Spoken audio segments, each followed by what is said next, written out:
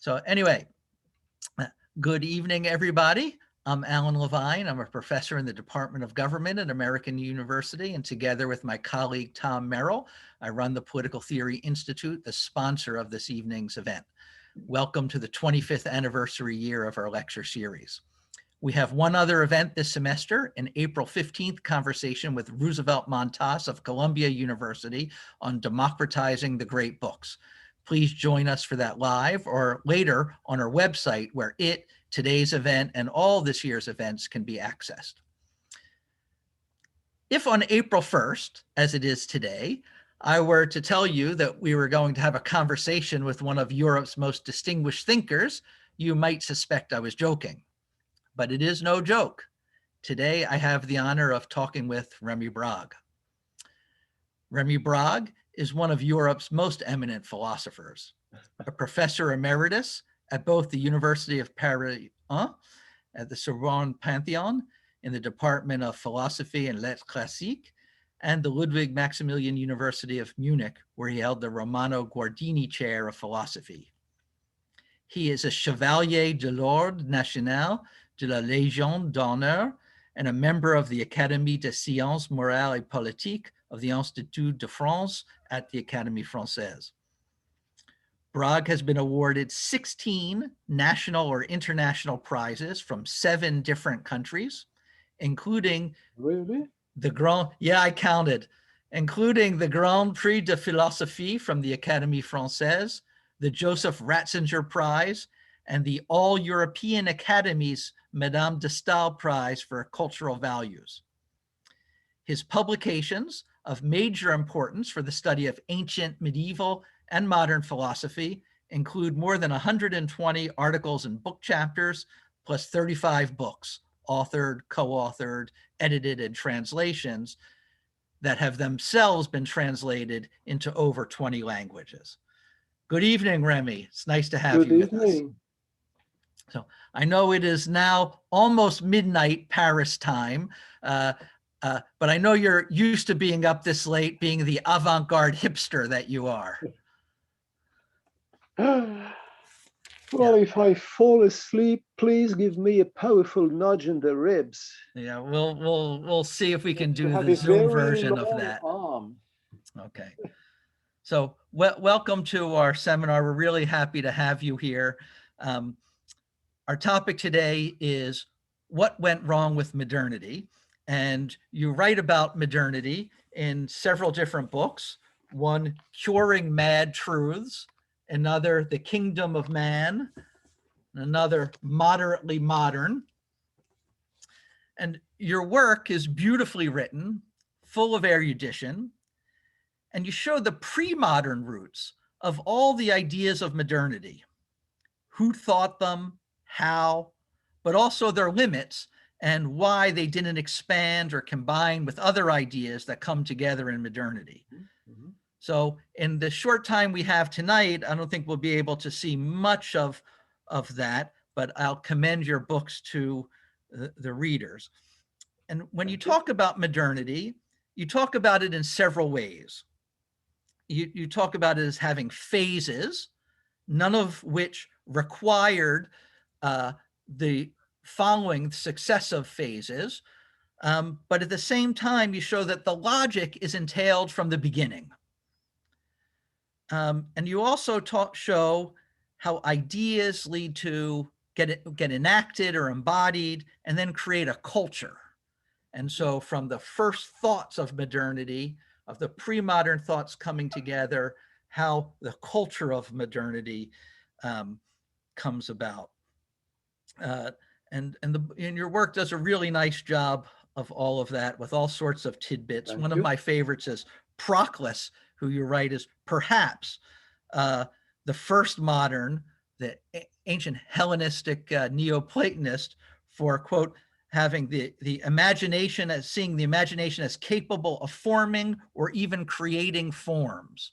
Mm-hmm, so these are the kinds of nuggets that are everywhere throughout Rémi's work. But I want to begin today just with the title of our talk. Mm-hmm. What went wrong with modernity, right? And is it that modernity started fine and then somehow veered off? Or mhm. it seems to me that in your view, modernity was wrong in its initial premises, and it's just a question of getting wronger. Okay, well, I'll be given the opportunity later on to distinguish modernity as a period of history, a historical category, a historiographical category on the one hand, and what I call by the name of the modern project. Let me skip this distinction or, well, reserve it for a later point of time. And well, since I want a quick answer, in a nutshell, I would say that modernity was on the slippery slope as soon as it began to call itself by this name, or by this adjective, if you prefer, the adjective modern. Yeah? And certainly not as soon as the historical period we call by this name set in. What historians call modern age brought about the better and the worse, exactly as any other period in history, say ancient times or the Middle Ages. There is no such thing, in my opinion, as a chronological paradise. No geographical paradise, no chronological paradise either. Yet, the very use of the adjective modern in order to qualify a period of times tells us a great deal. It is older, far older than the age itself that called itself by this word. Before that, we find occurrences of the adjective in the Middle Ages, pretty early in the Middle Ages. And at this point of time, it meant recent. What happened, well, a while ago, a short while ago, no more, no less. Today, I am more modern than yesterday. And I am today less modern than tomorrow. You know, then modern is sort of, as an adjective, a shifter. You know, it changes with time. Now, after some point of time, for which I can hardly give a precise date, people began to say, we are definitely modern. And we will keep being modern, regardless what happens, come what may. We live at present in a modern age.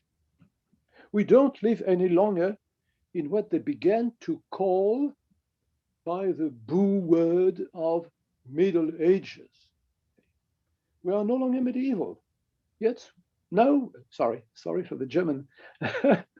We are now modern and will keep being more and more modern. Well, in the written version of the question, you made use of the phrase to go off the track. And that's quite a nice image. It's a very felicitous phrase, in my opinion. You know? And well, when you are off the track, you do what trains do when they are shunted to another direction on a railroad switch. And at the beginning, they move in a direction which is almost parallel to their original track. And then they run farther and farther away from their original course. For this reason, it is very difficult to put one's finger on the precise point of time when modernity had its take off to shift from trains to aircraft. Well, you mentioned this utterance in Proclus. Well, that's interesting. But let's not forget that we look at history in the rear mirror. And by this token, we interpret what can be understood as being the forerunner of something as if it were a full-fledged version of what we know at present. My fellow countryman, a far better philosopher than I am, Henri Bergson, wrote most interesting pages about what he called the retrospective illusion. We see in the past things that were only possible in the past and that became real only now. And for this reason, you can find, a foretaste of modern ideas and what I call the modern project almost everywhere. But when those things, when those ideas, when those intellectual phenomena were there, nobody could suspect that they would lead to what we call at present modernity. That's the danger with historical inquiries, generally meaning, not only as far as modernity is concerned. And so coming to the modern project that you distinguish from modern history, the modern project has several forerunners, though, which you do think were important to prepare the mind to conceive the modern project. And those include all-powerful monarchies, magic, and the reconception of art in the Renaissance. Could you say a little bit about each of those as a forerunner to the modern project, and then we'll go into your conception of the modern project itself? Well, I could hardly tell you more than what is to be read in my book, and especially in my larger, bulkier. For the audience. The Kingdom of Man, yes. No, what I mean is that I might give the impression that I focus too heavily on intellectual events, on books or paintings or whatnot. No, I'm not ignorant of the fact that political, social, economic phenomena may play a role, and they constitute a tangled skein, of causes and effects that can hardly be explained in few words, And what I try to do in this big book is to shed some light on what could be, from our own present day point of view, what could be considered as paving the way for and things. And there's a great deal, a whole array of phenomena in various realms of the intellectual life that can be interpreted as pre-modern. But the very adjective pre-something involves this kind of retrospective illusion. When we speak, for instance, of the French literature of the 18th century as pre-romantic, we call this pre-romantic because we know what romanticism was all about. If there, for some reason, if there had not been any romanticism in our literary history, well, all those pre-romantic phenomena would be still buried in oblivion, and for good reasons. And well, that's the danger, in history, and not only in intellectual history. And well, as far as your more precise question, well, it's a fact that you mentioned absolute monarchy. Well, it's a fact that with the rise of the modern state, the first form of which was absolute monarchy in France and in Britain, we get the social, condition for the emergence of a pre-modern form of technology. The best example being, sorry, this was shown by a Portuguese historian, the Portuguese absolute monarchy and the heavy influence it had on on explorations. Well, it's not enough to get new techniques in shipbuilding and things. You have to get at the same time a powerful, centralized political power in order to send people on board those new built ships and to launch them into the adventures of world exploration, the circumnavigation of Africa and Magellan's trip all around the world and so on and so forth. All this, consists of elements that can hardly be separated without our being able to say, well, this was the cause, this was the result. You know, there's a feedback, a constant feedback of sorts between those different factors, and the same holds true for intellectual history, for the kind of intellectual history that I'm trying to do. Yeah, so I realize that's not causality, but could you maybe address the mentalities that developed with magic and the wish and desire to dominate the world, and the same with Renaissance art, where the artist was conceived as the creator and the controller and not just copying nature?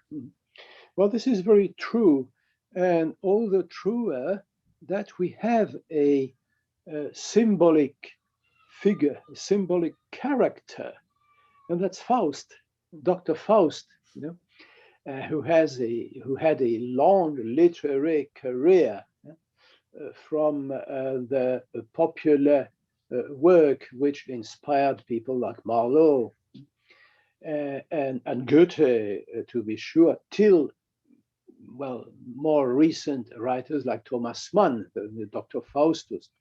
And of course, you know that the German philosopher of history, Oswald Spengler, distinguished different human types. You made use of the word mentality, with which I'm not that familiar, and I'm not at ease with it. Anyway, it can do some job. And he distinguished in the wake of Nietzsche, who distinguished the Apollonian and the Dionysiac, let's say, cast of mind or mentality, if you really insist. And he added a third type, which should capture the attitude of modern human beings in front of nature, history, technology, and so on. And he called this by the adjective Faustian, not Faustian, although he wrote in a rather Faustian and bombastic style, no, Faustian, from the literary figure of Dr. Faustus. And it's the case that we find this idea of an artist standing in front of, let's say, a piece of marble and considering himself as being in a position of domination towards matter. You know, matter had to yield, and matter had to be submitted, and which was very much, unfortunately, in keeping with a domination of the males over the females. You know, some people could show that pretty adequately. You know, there was in the 17th century a repression on the part from male people on the females, which never existed in the Middle Ages. For instance, in the Middle Ages, contrary to the common prejudice, women were far freer than they were in the early modern times, i.e., 16th, 17th century.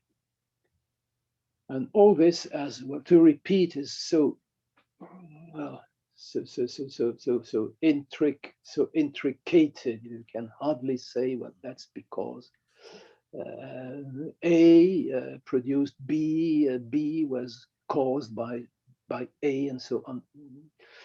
I prudently Yes. skip this kind of problematic. Yeah, and I didn't mean to suggest that either. But let's go on. Why don't you tell us about what you mean by the modern project as opposed to modern history? Absolutely. Well, modernity is an ambiguous term, you know. There's a meaning which is completely value-free, completely neutral. That's this period, that's only a commodious way for historians to introduce cuts into the seamless stream of time. We commonly place this watershed of sorts towards the end of the 15th century and the beginning of the 16th. Some important events did took place at this moment. You know, there was the fall of Constantinople in 1453 and the demise of the Eastern Roman so-called Byzantine Empire. There was the beginning of the Protestant Reformation in 1517. I have even heard of this Italian fellow who around 1492 tried to make the king of Spain believe that while looking for a shorter way to the spices of the Far East, he had discovered a new continent. But who would you trust a wop? The other meaning of modernity is what I called modern project. The phrase is not my invention. It captures well, it was meant to capture, that was my intention at least, a cast of mind that arose in the early 17th century. And when you look at what people, including deep thinkers, wrote at the beginning of the modern age, you are struck by the frequency in which they use the word project, or words to that effect, like essay or attempt. I quoted some of them in my big The Kingdom of Man, and there were people of no less relevance than Montaigne, Galileo, Francis Bacon, Descartes, Daniel Defoe, and so on and so forth, you know, not exactly twits, you know?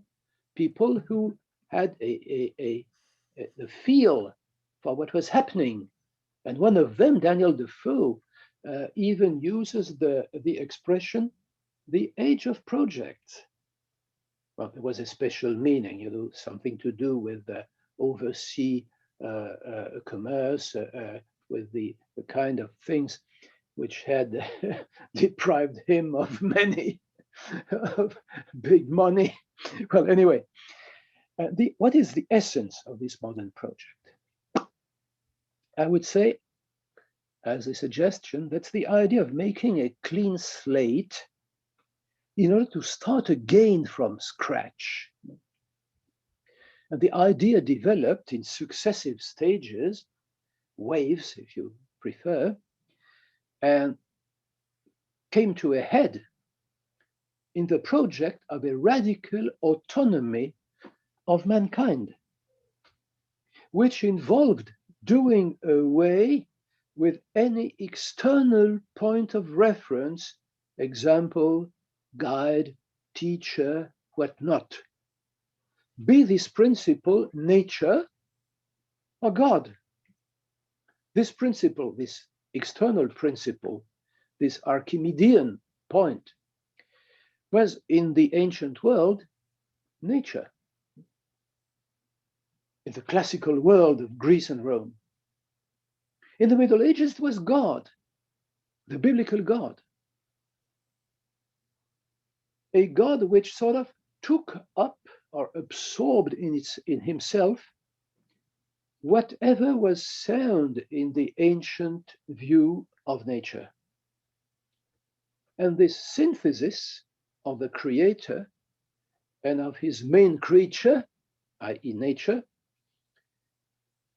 who was his viceroy, to quote an image that is to be found pretty often, first in thinkers of the school of Lille in northern France, and a phrase which is still to be found in Chaucer, in the Canterbury Tales. And this is the backdrop or the condition of what is still in Isaac Newton, nature's God, nature's God. And now the modern project endeavors to weigh the anchor and to leave behind it those beliefs that were the underpinnings of the Western way of life. The trouble is that you can hardly leave behind things without their following you. In other words, you'll have to define yourself as against past things, i.e. through a constant and unwilling, perhaps even unwitting reference to those things. You'll even get obsessed by the never completed task of getting rid of them. If I may quote a beautiful paradox, which I have just found in Chesterton. Gilbert Keith Chesterton is one of my favorite writers in the English language. Well, he says, all modern thinkers are reactionaries, for their thought is always a reaction from what went before. And this is the case, modern thought has to, well, try to endeavor to strain all nerve in order to get back, to push back, what came before. So that's one thing. So that's one thing, wanting the clean break. Yep. What are the other fundamental characteristics of the modern project? Well, the other characteristics can all be deduced directly or indirectly from this basic idea towards this basic understanding of the historical process. We have to begin afresh. We have to begin from zero, from scratch, as I said. And this is the very root of this idea, which is still rampant in our present day worldview, the idea of progress. Progress, who is against progress? Being against progress is very bad. You are a reactionary, you are conservative, and that's very wicked. You should be ashamed of yourself to be against progress. Well, okay. What is at the root of the idea of progress? Well, obviously, you can't gainsay that. We are witnessing, and we have been witnessing for 5 centuries, huge advances in our knowledge of the external world. Okay. We have been witnessing huge advances in our mastery over nature, what we call at present technology.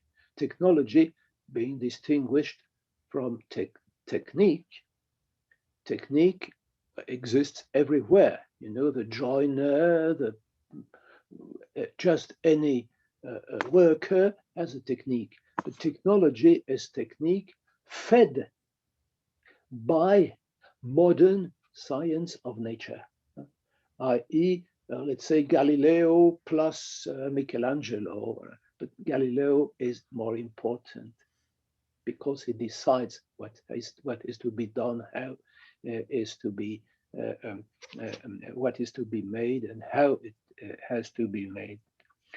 Well, where was I stuck? Oh yes, the consequences of this worldview progress. Okay, progress on the level of science, of knowledge, and of the level of technology is obvious. But the idea of progress becomes an ideology as soon as we suppose that out of real advances in science, real advances in technology, advances in social relationships must arise. And from advances in social relationship, a betterment of the moral condition of mankind, i.e., well, to put it in a nutshell, we know more, we are more knowledgeable, we are more powerful, hence we are better, we are more virtuous, we are more just, and so on and so forth. Our virtues grow together with the growth of our knowledge and possibility of intervention, knowledge of and possibility of intervention on nature. And this, well, simply untrue. This is untrue. The 20th century, for instance, has given the lie and has given the lie in a horrible way to this nice illusion of progress. Yeah, you mean just a little, not a few Nazis here and some communists there and atom bombs and technology. Well, those people, you mentioned the Nazis and the communists, I'm afraid they were not perfect gentlemen. Perhaps they would even put a tie of the college they never were a fellow of. I mean, apart from pranks like genocides or things like that, no, they were unfrequentable. Yeah. And well, people who still believe in progress, I mean, not in personal progress, not in the in what we have to do in order to get better, to get more virtuous, people who believe in some sort of automatic process leading us towards tomorrow's singing tomorrows, to quote a French phrase which probably does not exist in English. Okay, I'd just like to say to the audience for a minute, since we started 15 minutes late, we'll go 15 minutes over. I'll continue talking to Rémi for another 15 minutes or so, and then we'll take questions. So if you have any questions, please submit them in the Q&A function. And please don't hesitate to interrupt me. I am talkative. I know that's one of my vices. I have many other ones, but this one, I'm conscious of it. Among the other characteristics you talk about for the modern project is the mastery of nature. Could you weave that thread in? Well, mastery of nature, the dream of becoming masters and possessors of nature was formulated by my fellow countryman and philosophical colleague Descartes. exactly in his Discourse on Method in 1637. But, well, Descartes had in fact cribbed the whole stuff from Francis Bacon, not on each and every point of his philosophy, to be sure, but on this very point, which, by the way, occurs only once in his whole corpus, in his whole work. No, Francis Bacon gave the clarion call to this project. And according to him, mastery of nature, what should be what I called, not the first one to use this word, I use the word technology. And this is exactly what he wants. He awaits the improvement of the human condition from progress in technology, and progress of technology should be grounded on the new way people did science, although Bacon never understood anything of science and anything of Galileo and people like that. But he dreamt, of an application of a practical philosophy in another meaning than Aristotle's meaning. For Aristotle, more practical philosophy means ethics. Practical philosophy for Francis Bacon and for Descartes in his wake meant technology, i.e., science, mathematized science of nature. For Bacon had no inkling of what mathematics are all about, but still he dreamt of that, as I told you. And well, mastery of nature supposes that nature is deprived of whatever could smack of activity. Nature has to be totally passive, and this means totally material. Nature should be matter, full stop. Not because calling nature by the name of matter should make us more cognizant or more understanding of what nature is all about, but because that's the way to reduce it to something that we can mold, like clay in the hands of the potter, to take up the prophet Jeremy's image. Nature must be totally passive. There's a thinker who, not as Francis Bacon, was a real scientist, i.e. Boyle, the great chemist Boyle, who fathered a great deal of discoveries in the field of chemistry, of modern chemistry. But then Robert Boyle, who was, on the other hand, a devout Anglican Christian. He wrote The Christian Virtuoso. Science was for him, at the same time, a knowledge, but at the same time an incentive to intellectually climbing up towards the Creator.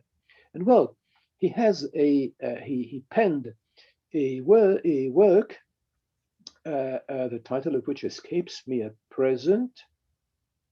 In the title there's something against the alleged conception of nature, things like that. I quote it in my bulky book, The Kingdom of Man. And he says, we have to remove any trace of pagan worship of nature. And here speaks the devout Christian, to remove any smack of activity in nature. For if we consider that there's something active in nature, then we'll imagine not only nice little imps, but gods will fall back into paganism. And there's a sentence which I quote, in which he sort of lets the cat out of the bag. He says, if nature were somehow active, we could not transform it. We could not act upon it and make it subservient to our desires, to our needs and things. That's very interesting. That's some sort of Freudian slip. The sentence occurs once in a work of a matter of 200 pages. You know, that's not a pamphlet. That's a real piece of penmanship. And okay, so this is the kind of things I'm interested in. You know, those some sort of psychoanalysis of the history of ideas. So I want to turn to what went wrong with modernity now, but with the modern project. And so, but the modern project is characterized by this clean break with the past, in which man puts himself in the center of everything. Man is the judge and the valuer in the attempt to master nature, and it's all done to benefit humanity. But you write at the beginning, in the preface of The Kingdom of Man, that in your study of the modern project, you realized something that made you tremble. And the thing that made you tremble is this: this project is bound to fail, or even that it has already failed in principle. To deprive the human of any context leads to its destruction. And you say and what you do in the book is to not criticize the modern project from the outside, but rather you show how the internal logic of its development leads to its self-destructive dialectic. Let's talk about the self-destructive dialectic of modernity now. From this noble, beautiful vision, what happens that backfires? Well, the main snag in the modern project is precisely that it tries to get rid of what I called in this passage the context, or I could say the underpinnings, or the preliminary condition of itself. It endeavors to enthrone humankind. Okay. But it sort of goes too far in this project by removing whatever could enable us to say that humankind is something good. When we are alone, we can't even tell whether it is a good thing that we should exist. The biblical God says, what I have created, what I have just created on the sixth day is very good. And among the created things, there is human beings, the human being. The Greeks, Aristotle, for instance, which I quote very willingly. By the way, I wrote my big doctoral thesis on Aristotle. And he tells us in book 6 of the Nicomachean Ethics, man is the best living being, but he is not the best thing ever. He's not the big screaming deal we imagine. There are better things than man. The heavenly bodies, the parts of the universe. This is a worldview which we hardly can understand with our brains, with our grease cells, but we can hardly live it. We can hardly experience it from the inside. Well, that was, by the way, the topic of my the first volume of the trilogy, of which the Kingdom of Man is the third and last, per definitionem, last one. Well, but man, again in Aristotle, is the most perfect animal, most perfect living being. Well, perhaps I should prefer animal. To some extent, the heavenly bodies are living as well. Okay, we understand animals. Man is the best animal. The animal, why is it the best? Because it, or he or she, fulfills in the best way the intentions of nature. Hence, nature keeps her sway on human beings. If I am the best creation with quotation marks, creation is a biblical concept, not a Greek one. If I am the best product of nature, then nature is more powerful than I am. But nature can at the same time give me, bestow upon me a legitimacy and relativize my worth. And the same thing happens in the Bible. Just look at Psalm 8. Man is just under the Elohim, or gods, the angels, whatnot, I don't know, but he's over the animals, the fish, and so on. When we get rid of all this context, it doesn't make sense any longer to say that man is good or bad or whatnot, or neutral. Man is sort of deprived of any worth. Man can't confer worth to himself. We don't judge a person on the idea that he or she has of him or herself. If we did that, all of us, each and every one, would be a big screaming deal, which is not the case. And so the inability to talk about meaning in life, that goes back to the beginning, to the very first most fundamental decisions of the modern project, right? Right. Yes. Okay.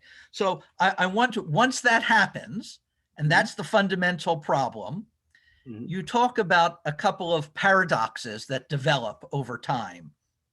And one that you could be called man as subject, because man is in the center, right? And so, but man is both a subject of the modern project and an object of the modern project, right? And each of those has its own paradox. So for man as subject, who's supposed to master everything, as science develops, man in fact reduces himself to the same as everything else, right? Just mere matter, motion, animal neurons, and to, instead of being the commanding force at the center, becomes the plaything of internal and external forces that he cannot control. And you end up with an anthropocentrism without man, because man is just the same as, reduced to the same as everything else, right? And that's one of your main points. Very much so, very much so, and all the more when we can witness with our eyes and ears the present situation, which is quite a paradoxical situation. On the one hand, we repeat almost to what it became an obsession of sort, the rights of man. But at present, we say human rights in order not to imagine that there could be rights of man and rights of woman on the other hand. Okay, human rights. And we speak of the dignity of human beings. But on the other hand, we have scientists who harp upon the idea that we have 95% of our DNA in common with higher apes, that we are, well, monkeys, we had luck, who had luck, that we are the mere product of chance and or necessity and so on. So there is no precise difference, no precise boundary, no precise dividing line between our not humble enough selves on the one hand, and the rest of the creation, not to mention the moral, the almost puritanic sound of some utterances, man as being the universal predator, the most dangerous living being on the earth, who doesn't stay in his ecological niche, but invades the rest of the planet. I quote a great deal of texts in which you have the dream of an earth who would be freed from the spoiling presence of man. Man spoils everything. That's something we hear right now.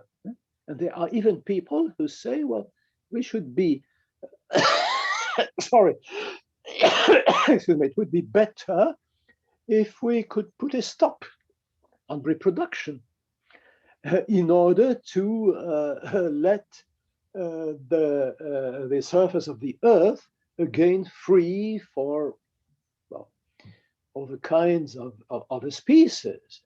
Other species.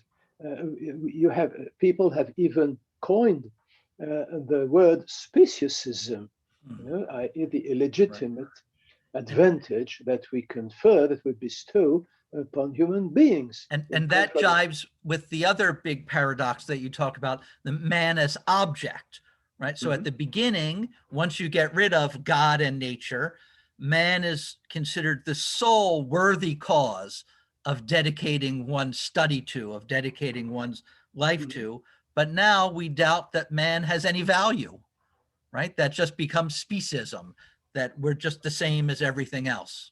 And this is an inevitable unfolding of the logic of the modern project. The trouble being that supposed humankind would be wiped out of the surface of the earth, we could hardly say that the situation would be better. Who could judge that the situation would be better? Who would say, I quote in my book a strange passage by Flaubert, the well-known French novelist. And in a youthful work, which he never published, he probably might have been the first to dream of an earth freed from the human presence. And he says, well, earth would be so beautiful. Who would watch earth? For whom? Who would experience the aesthetic pleasure of an earth without human beings? Perhaps aliens?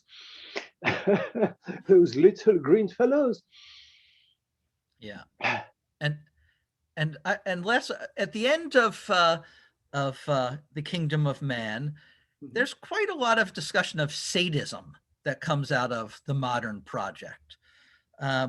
That ultimately, as we lose respect for man as a being of worth in itself, separate from everything else, and conceive ourselves just as part of the natural order, infinitely malleable, it leads to sadistic experiments on ourselves, transhumanism, eugenics, the political experiments that you referred to in the 20th century to create a new man.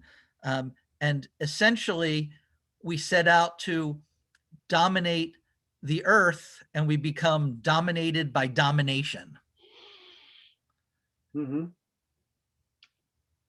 The trouble being that in this case, domination of the earth boils down unavoidably to being the domination of some people over some people. People who can wield the weapons of science and technology on the one hand, and on the other hand, well, the left out. I stumbled, to my greatest amazement, while working for this big book, I stumbled on the work which was penned by a British natural scientist, a real scientist, a fellow who had made advances in our knowledge of nature. He was a zoologist by the name of John Desmond Burnell. Burnell, the name is Portuguese in origin. He was, by the way, the father, which is not to his, neither to his credit nor to his debit, the father of the Burnell who launched the idea, the rum idea, to quote P.G. Wodehouse, the rum idea according to which Greek culture was African in culture, African in origin. Okay, Black Athena. Okay, anyway, the father, John Desmond Burnell, was a scientist, and at the same time, he has a strong political commitment.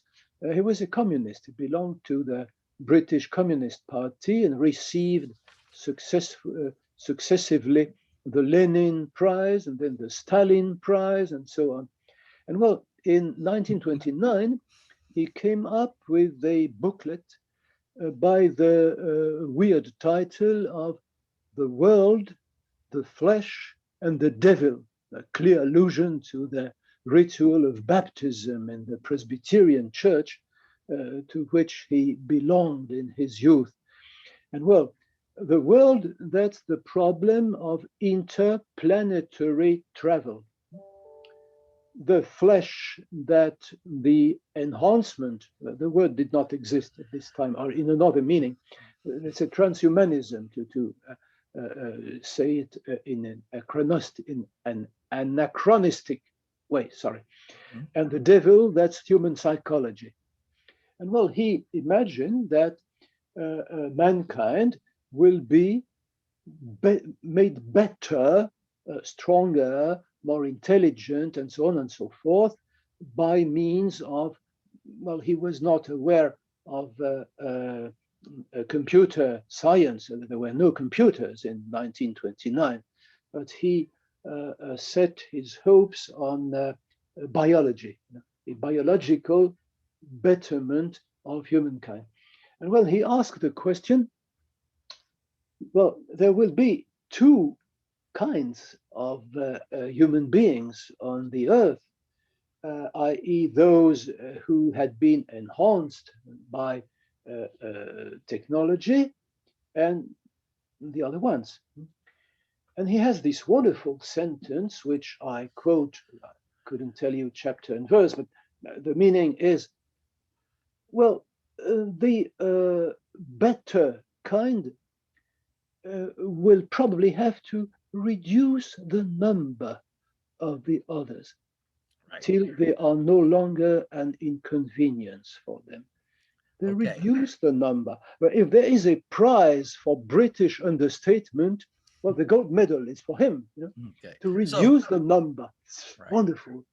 So that's where we are now. So my last question, and then we'll open it up to Q&A because we have several questions. My last question is, so where do we go from here? Modernity is all around us, right? It's in us. It is, what do we do now? What shall we do? That's Lenin's question. Yeah. Chernyshevsky's question before him.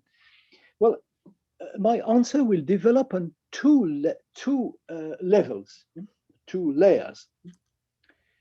The first layer is quite cynical in nature. More precisely, it is Darwinian. we are in front of a process of selection.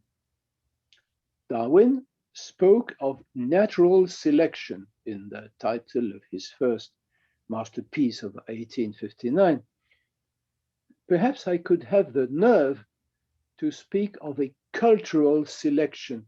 Little wonder, by the way, since human nature is basically culture. The process which I'm trying to describe, again in Darwinian parlance, is a process which leads to the survival of the fittest. There are societies, there are forms of life, there are beliefs which will die out in the long run, and some which will survive. The former will disappear by suicide, not a bloody suicide, but because they will lack reasons for them to go on living. Hence, according to the first answer, we have nothing to do. Since the modern project is destroying itself, we simply have to wait for it to crumble down. First answer. There's another one. I hope so. Yes, and my second answer is more qualified. When the machines stop, when the deck is aslant, when the orchestra begins to play Nearer My God by Thee, twiddling one's thumbs, doing nothing, is hardly an apposite response to the situation from whomever is on board. And we are on board. Into the bargain, we are not sure to find a buoy, let alone a rescue boat. Hence, what should we do? Since I am an intellectual, or a fake intellectual, let me focus on intellectual answers. This doesn't mean that more practical answers, social and or political answers, for instance, could not be of any avail, but simply such things are not of my competence. As an intellectual, the first thing to do would be to utter a clear "niet" in front of the illusions which the modern worldview keep dangling in front of our nose. And I mean, for instance, the idea of progress, to which I already alluded. Furthermore, the idea that our happiness will indefinitely skyrocket. Furthermore, and as a consequence, it would make sense not to consider the works of the past and their authors, all this and the rest, as dead dogs. People who were plunged in the pre-modern worldview may have fascinating things to tell us about what humankind is all about the conditions of its flourishing, about the pitfalls that it should avoid. This is what I meant with my play on words in the small book, conservation as conversation. Simply have to invert the consonants. Don't miss the opportunity, if I may again address those nice students with whom I had to answer, and who, by the way, asked very good questions. Don't miss the opportunity of your university studies to get acquainted with past masters of literature, of music, of painting, of philosophy, of theology, and so on and so forth. Even if you can get only a glimpse of those old people, you'll know at least that they existed, which many people ignore. And you'll be made able to get back to them later on in life in order to learn from them. Well, I was a professor, I'm emeritus at present. Of course, I must advertise for learning. It was my job. I'm sure you'll excuse the subjective dimension of my pleading. We try and do our best to promote learning too. So, okay, on to Thank questions. you. We are on the same boat, but we are not yet out of the woods, I'm afraid. Yes, not yet. Don't count our chickens. Yeah, I'm leaving my breadcrumbs behind.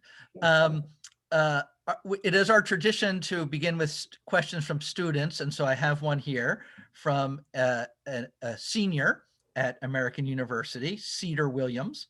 What could be an example of a culture that committed suicide, and was there anything distinct to that culture that made it reach this fate in comparison to those who have survived? That's a good question. Well, cultures that committed suicide are dead.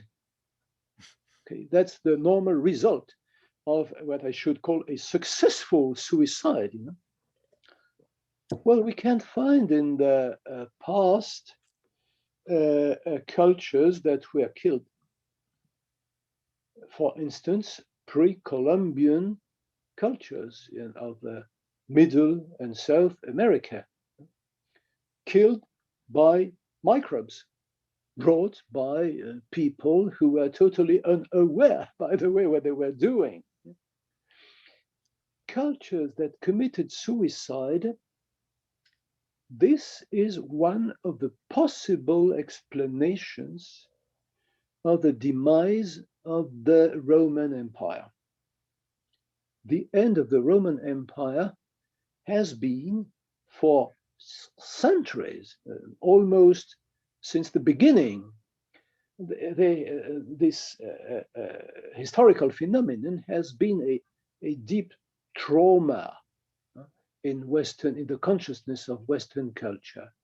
What happened? How is it? And among those attempts at explaining what happened, there's a suicide. To be sure, suicide is a metaphor. They never blew their brains, but they refrained from begetting enough kids for them to be able to go on doing what they used to do. And this was seen by ancient writers already. Polybius, the Greek historian, he was Greek, but he wrote on Roman history as well. And he mentions, not in the context of the end of the Roman Empire, which he could not predict, for he lived in a period in which the empire was flourishing and even expanding. He explains the defeat of Greece on the battlefield because of what he calls oliganthropia. And oliganthropy can hardly be translated directly into plain English. The paucity of people, the few people, the population, the birth rates plummeted at some point. We don't know why. We don't know why. There's another example, not of a real suicide, but of a weakness, of a failure in fulfilling what was expected of a country. And this is my own country, France. For some reason, the birth rates of French people went down around 1750, 1 century earlier than the rest of Europe, and in particular 1 century earlier than Great Britain and Germany and southern Italy and things like that. They began reducing their births around 1850, 1 century later. That's an example that I very often quoted in front of my students, either in Paris or in Munich. So am I too long? Thank you. That's good. That's good. So we have a lot of questions. I want to, so we'll be a little shorter for the rest of them, although they're hard questions. The next question comes from my colleague Borden Flanagan, who asks, how would you formulate the difference between your account of modernity and its nihilistic dynamic and that of Leo Strauss? Goodness. Well, I used to read some Leo Strauss as a, well, still younger man. And well, I was deeply influenced by his thought, perhaps unconsciously, consciously to be sure, but unconsciously as well. And well, I borrowed from him the idea of the waves of modernity. You know, there's this wonderful little essays in which he distinguishes 3 waves of modernity. And as a philosopher, he mentions, to be sure, his colleague philosophers of former times. And well, in my opinion, the same kind of scheme can be applied to the history of modernity, such as I try to reconstruct it. So I wonder whether there is any real, any deep difference between his account of the history, intellectual history of modernity, and mine own. As far as his well, reflections on the nihilistic character of the last phase of the last stage of European intellectual modernity, well, I would refrain from being too specific simply because I haven't his essay on German nihilism sufficiently clearly in my mind in order to give you a responsible answer. But there is a definite affinity between Strauss's analysis and my si parvum licet componere magno, if I may put myself in the same box as a giant as Strauss. Thank you. So the next question is from Mary Elizabeth Halper of the Hertog Foundation, and she asks about the relationship between the modern project and history. In particular, she wants to know if history is the one thing of the modern that the modern project did that was really new, and that this desire for a clean slate include the desire to overcome history. Oh yes, I see. Well, I had not understood well that easily the question. I think I'm clearer now. Well, I wondered whether you were alluding to history as Geschichte, as what happens, or history as Historie, as what the narrative about what happens. Well, there's a in your question, if I understand well, there's a there are both sides are there. First of all, history as a science, or as, let's say, as a scholarly discipline trying to reconstruct past events. Well, history and the extraordinary growth of historical research is a modern phenomenon. a phenomenon about which Friedrich Nietzsche, very deeply reflected in the second of his what's the untimely unzeitgemäße untimely reflection, the unzeitgemäße Betrachtung, what's the received thoughts. Beg your pardon? Untimely thoughts, untimely meditations. Untimely meditations perhaps would do the job better. Well, that's a side of the problem. You know, the fact that we try to tell the story of our past is sort of the flip side of the idea of progress. If there is something like progress, you must have a backdrop on which, or a point of departure, if you prefer, in vis-a-vis which you can measure the progress. But if you are on a rolling, what's the name of rolling? You don't say rolling carpet. On an elevator, something like that. You can't say that you are getting forward or backward. You must have a point which stays there. And the very task of historical research, what supports and what makes possible the intellectual attitude that makes historical research possible, is looking for a fixed point in the past against which you can measure the progress you have made.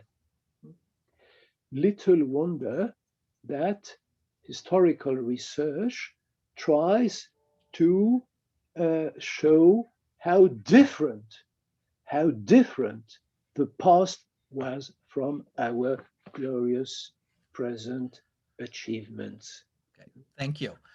Next, we have a question. Sorry. Okay. Go ahead. Next, we have a question from Derek Webb, a friend of the Political Theory Institute.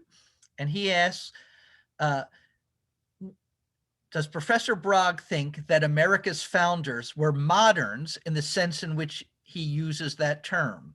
Does their natural rights philosophy articulated in the Declaration of Independence, according to which all men are created equal and endowed by their creator with certain unalienable rights, represent the pre-modern Archimedean commitment to nature or nature's God, or was it rather of a piece with the modern revolt from the view in the direction of radical autonomy?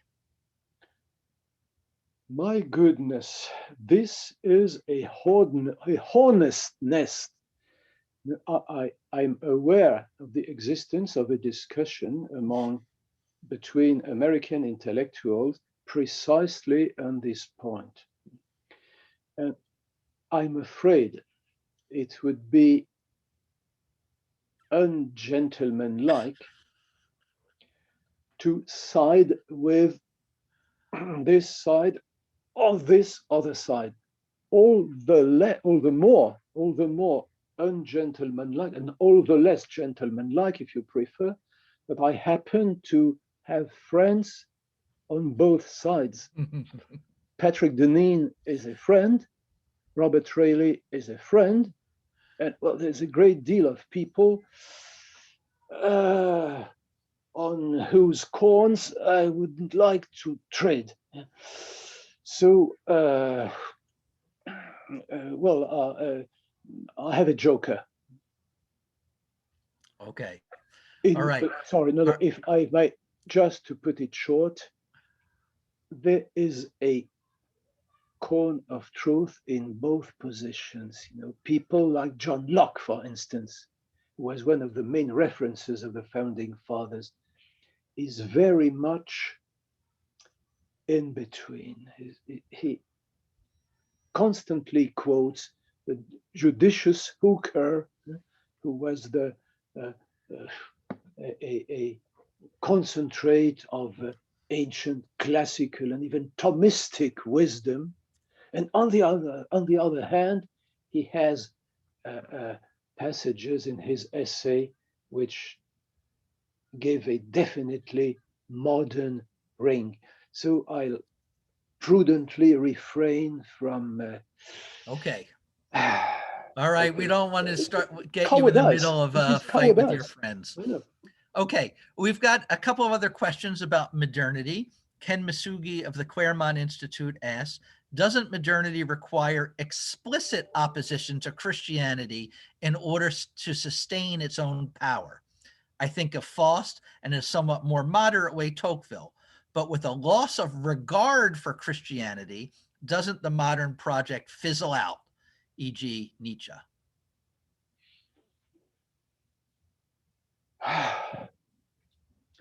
Is Christianity ancient or modern? It was modern when it arose. It was even felt as something new, and it was objected against Christianity that it was not in the wake of ancient traditions. When you look at Celsus, not the physician, but the Celsus who is known through the refutation that Origenes penned against him in his Contra Celsum against Celsus. And one of the main objections that he levels against Christianity is that it has not existed from the beginning, since the beginning, sorry. That's something new. And let us remember that something new was for the ancient outlook, the ancient worldview, a negative predicate. Res novae in Latin, revolution, something bad, rebellion. It was called res novae, new word for word, new things. Well, on the one hand, Christianity was something new vis-a-vis the ancient so-called pagan world, and vis-a-vis the what the Christians call the ancient covenant, and the books of the ancient testament. On the other hand, Christianity succeeded in absorbing the heritage of the ancient world. And there are great deals of ancient thought, even in the great scholastics of the Middle Ages. Just have a look at Aquinas' treatise on virtues. Well, that's Aristotle. Just have a look at Bacon, not Francis, but Roger Bacon, the Franciscan friar. Just have a look at his ethics. Well, he quotes large chunks by Seneca without further ado, without even his having to say, well, be careful, he was one of those bloody pagans. Not at all, not at all. And well, the modern project did not arise out at the beginning as an anti-Christian movement. Francis Bacon presented his project as an attempt at alleviating the sufferings of humankind by reducing the effects of the original sin. This is Christian language. What he really thought is another kettle of fish. Okay, thank Okay. you. So we're getting low on time. So I'm going to ask, we have a question from David Fott, a professor at the University of Nevada, Las Vegas. It's a big question, but maybe you could give a short answer. Would you please comment on the relative importance of Machiavelli and Descartes in beginning the modern project? Was one more important than the other?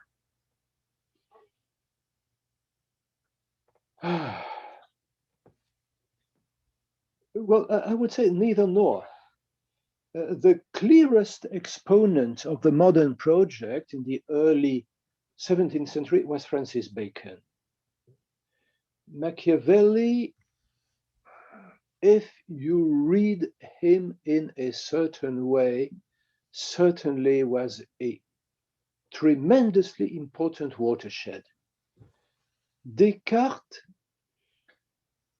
well, on the one hand, as far as his project of domination over nature is concerned, was very much a pupil of Bacon. And there are, well, clear traces of Bacon in his very first important work, the rules for the direction of the ingenium. What's the English for that? Certainly not genius, but mind could do probably. Well, anyway, in my opinion, as I've just been telling you, the real Bacon. yes, Okay. the harbinger of the modern project was Bacon. Okay. Now Forerunner Machiavelli, and follower Descartes. Okay. And I'm going to end with two questions I'm going to ask at the same time that have to do with the future. And each one pointing in a slightly different direction for the future of the modern project. And Arta Moini, who is a political theorist who wrote on Nietzsche and the crisis of meaninglessness and modernity, asks, as a question following up on your first solution of cultural selection. And he says, with the unleashing of the globalization under late modernity, it appears that today almost all cultures are to one degree or another affected with the virus and central paradox of modernity. Given the global nature of modernity today, could the historical process of cultural selection still occur, or we end up with a global dark age after the eventual crumbling of modernity? So that's one question, okay, right? So dark age because all culture is becoming global. And on the other hand, Abram Shulsky of the Hudson Institute notes first, throughout the world, it appears to be generally the case that religious communities have higher birth rates than secular communities. Does this suggest that our civilization is likely to become more religious in the coming century? What might this mean for the modern project? Well, two big questions. Well, the first one, well, it's highly ironical to mention a virus in the present time. And it might be the case that intellectual viruses are more lethal in the long run than, biological viruses. Well, what I should say is that what went globalized? What went globalized are phenomena, let's say, features of a culture that comes from the West, from the US to be sure, which is in its turn an offspring of Europe, of European culture. Well, let's say the West. And this involves a huge responsibility for the West. The West might not be still as important in the future as it used to be, for instance, in the 19th century. In the 19th century, the world was Europe plus some tentacles. Yeah? And in the 21st century, perhaps Asia will be more important. Well, that's common knowledge. That's even trite, hackneyed. So I won't expatiate on that. Now, the only point I'd like to make is that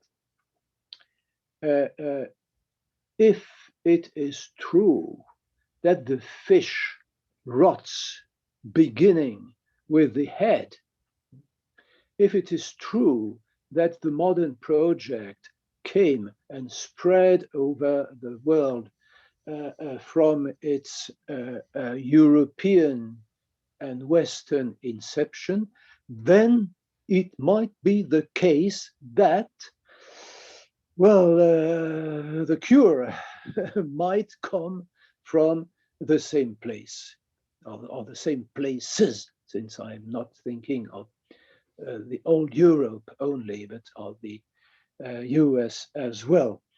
And well, the second question about, let me perhaps add a small rider to what I've said.